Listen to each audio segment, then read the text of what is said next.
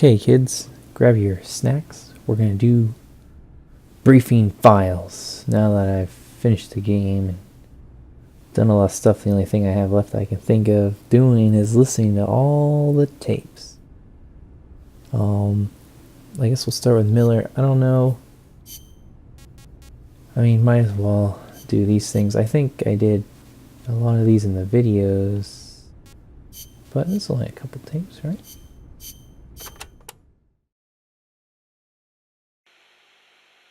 Kaz, what kind of shape is that plant the professor gave us in? First time I laid eyes on it, I thought it was some kind of joke. It was a giant birdhouse, seagulls everywhere. We eventually scraped off most of the rust and bird crap. The underlying structure's intact. Little elbow grease? Man, we should be in business. Who used to own it anyway? Whatever shape it's in now, somebody sank some serious money into building it. From what I can tell, an American university built it as a research platform for ocean thermal energy conversion. The name's still on some of the rusty old power turbines. I'm guessing they must have had government and corporate assistance to build it too. But they couldn't solve the thermal efficiency problem, and the project was canceled. Then after the university abandoned it, a KGB front company scooped it up for next to nothing. At least that's my theory. How'd the KGB manage to buy a plant built with American capital, front company or not? Yeah, that professor is quite the operator. One other thing. The plant's set up so that it can join up with other plants of the same standard. So, they were originally planning on expanding the place, huh? Hey, let's give it a shot. We can get some more people together and build this place up into a proper home for MSF. You're with me on this, right, boss? Hey, let's give it a shot.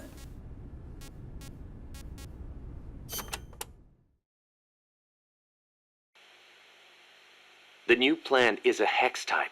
That gives it more surface area than previous types, and also makes it easier to plan expansions. We're gonna make this place huge. Hex, huh? Like a beehive. Nothing wrong with that. They say the honeycomb design is one of the strongest. I hear they're even thinking of using it in tank armor. Good enough for me. I'll see about finding us some worker bees. Appreciate it, boss. Worker bee. Appreciate it, boss.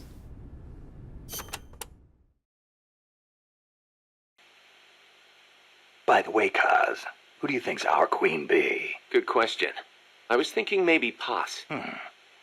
I was thinking Strangelove. Well, I can see that. Or maybe Cecile. On second thought, I might go with Amanda. How about this, Snake? We'll have an army of queen bees. Sure. Why not? I wonder what there's an achievement for having a lot of women. I don't know if it has anything to do with bees. So this is one that takes place after the game, I guess, if they're talking about Strangelove being in your party. I know I read the Fulton Recovery one. MSF.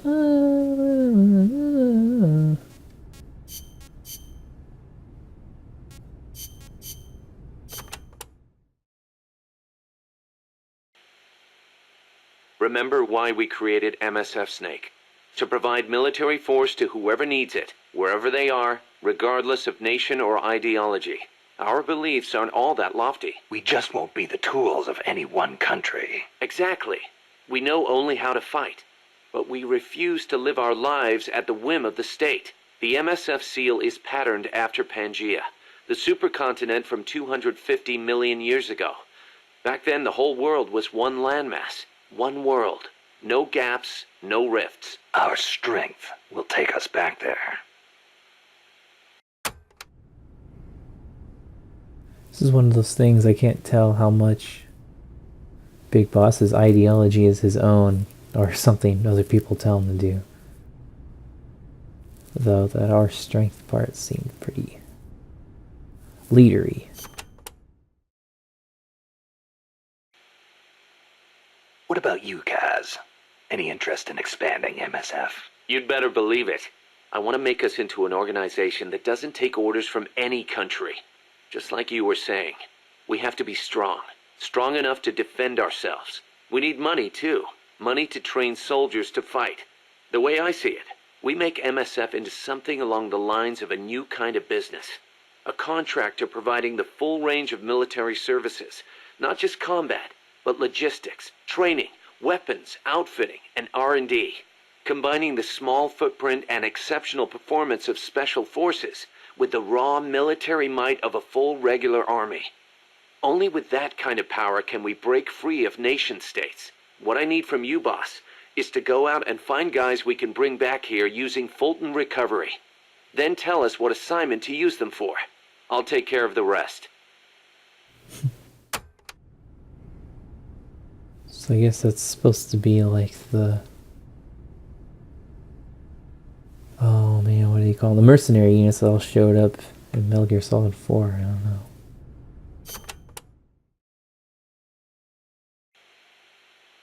Your old mentor, the boss. She was known in the West as the mother of special forces, right? Nothing but propaganda. Actually, it's not all that far from the truth. I heard the KGB just set up a counter-sabotage cell. Alpha Group, I think they call it. There's even a rumor that West Germany created a counter-terrorist unit within its border police after the debacle at the Munich Olympics. Back home in the States, they've got the illustrious Green Berets, the SEALs, and your personal creation, Foxhound. The seeds sown by the boss are beginning to sprout. Same goes for MSF, right? In creating it, you were carrying on the will of the boss. Yeah. She taught me how to fight the hard way. She beat it into me. And now, thanks to her, we can take on missions other than just conventional combat. After all, we've got the same mother as the Army's Special Forces.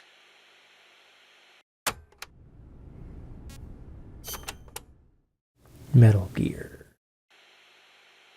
You know, Snake, you're right. As long as we're soldiers without borders, we're going to be a target. We need our own deterrent. Yeah, we're going to be stepping into a lot of different conflicts as we roam the world, each one unique, and with its own set of geography, ideologies, and politics. If we're going to intervene in those kinds of situations, we need the threat of a Metal Gear. Unless we want to end up like Che Guevara did in Bolivia. Well said. Our army without borders doesn't have a land to call home. We're nomads, wanderers. What we need now is a sheepdog to guard our flock. Right. Maybe it's not the way the boss would have gone about it, but there are places in this world that need us, and soldiers that need MSF. And as long as we're needed, we'll keep on moving. Ours is a journey that never ends. We're the real Peace Walkers. No, Snake. You're the peace. Oh, these are actually new. I just listened to these before making the video.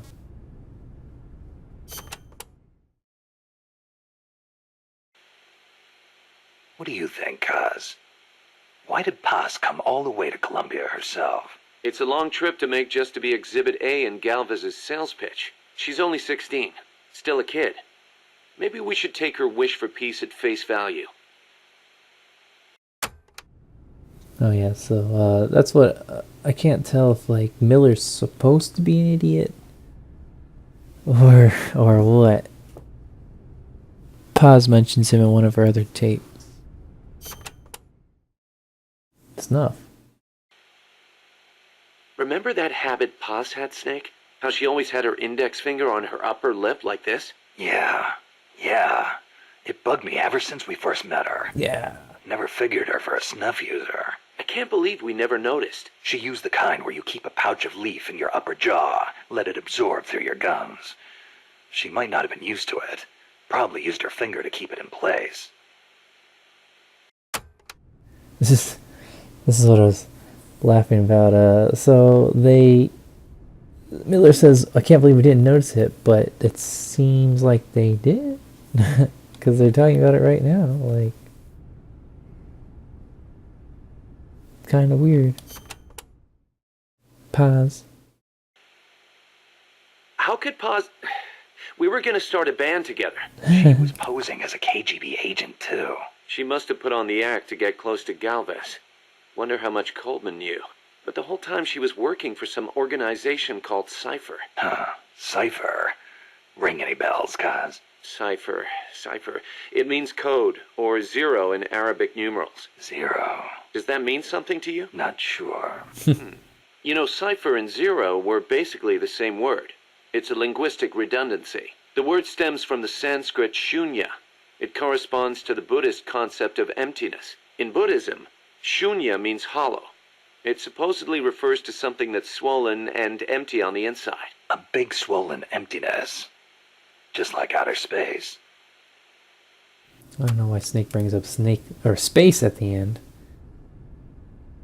I guess the boss went to space. And that's where she got her. I think she was supposed to like go kind of crazy after that. That's where she got all her ideas.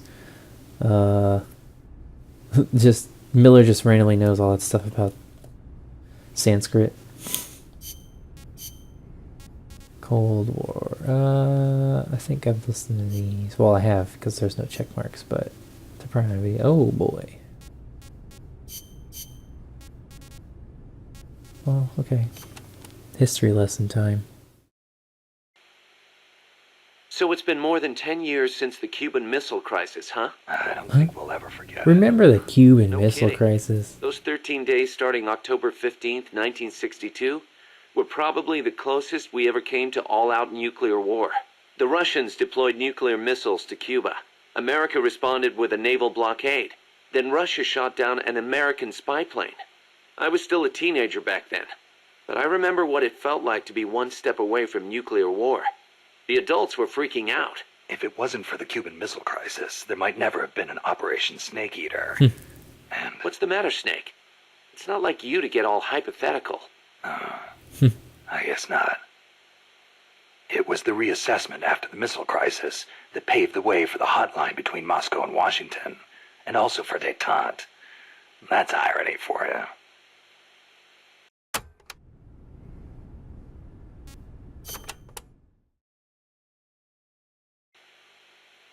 The Treaty of Tlatelolco was enacted to make Latin America into a nuclear-free zone. It bans the testing, use, manufacture, production, acquisition, storage, and deployment of nuclear weapons. The impetus was pretty obvious. The series of crises triggered by the deployment of nukes in Cuba. Not hard to imagine. Those 13 days had the whole world frozen in fear. Of course, the country that started it all, Cuba, hasn't actually ratified it yet. Still, the treaty's backed by over 20 countries. Anyone flouting it risks becoming an international pariah. True. Opinol would investigate, no doubt. I heard they used Japan's 3 non-nuclear principles as their model when they drew up the treaty.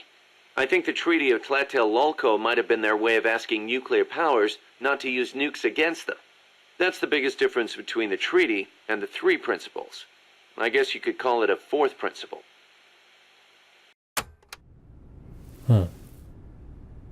Maybe I should have reviewed that. I know there's a tape in here about Japan's 3 principles. Cause being all proud of being Japanese and all.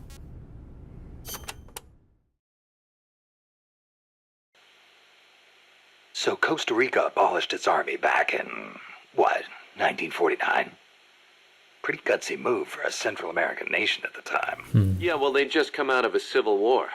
I'm sure they were driven by a desire to avoid another tragedy like Pa said. But I think they had a more compelling reason. Army coup d'etat are a way of life in so many Latin American countries. Imagine seeing that up close. No army, no coup. Makes sense. Plus, their economy was in ruins, so they honestly didn't have any money to spend on an army anyway. Yeah, but weren't they on less than friendly terms with Nicaragua? Yeah, and in fact, Nicaragua did end up invading. But the Civil Guard fought back and the OAS brokered a ceasefire. The U.S. and the rest of the OAS had their back, and they used it to full advantage. For a quarter century, they survived in the powder keg of Central America. That must have taken some serious diplomacy, even if the Civil Guard is pretty decked out for a police force.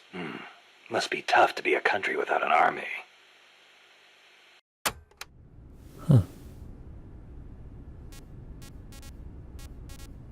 It was interesting. I didn't know about that.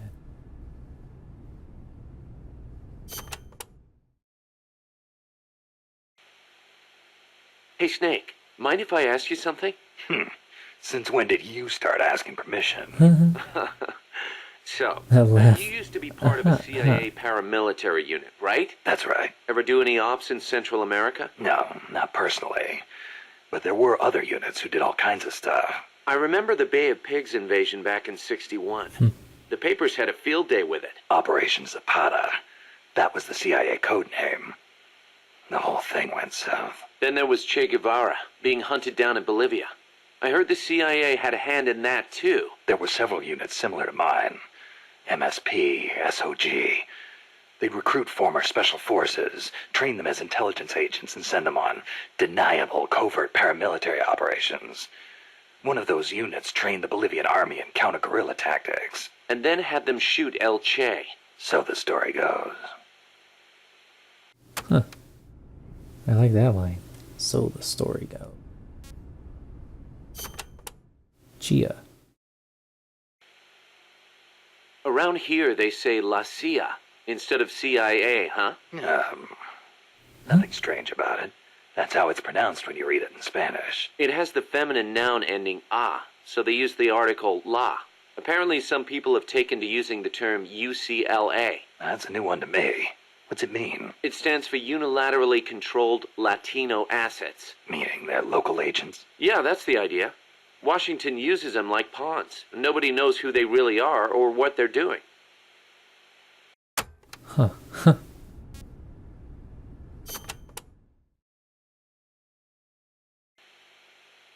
Can you believe the CIA and KGB were actually in cahoots? Never thought I'd see that at the station chief level. But I'd heard stories of operatives in the field being on friendly terms. Seriously? Most espionage takes place in political hotspots, as you'd expect. But there aren't that many of those kinds of places, especially in a small country. Hang around long enough, and you're bound to run into fellow spies. Like it or not. You start saying hello, and soon enough you're eating dinner together. Strange bedfellows, huh? Well, I don't know about that. At any rate, Do you, this kind of Snake? fiasco is what happens when spies get too familiar.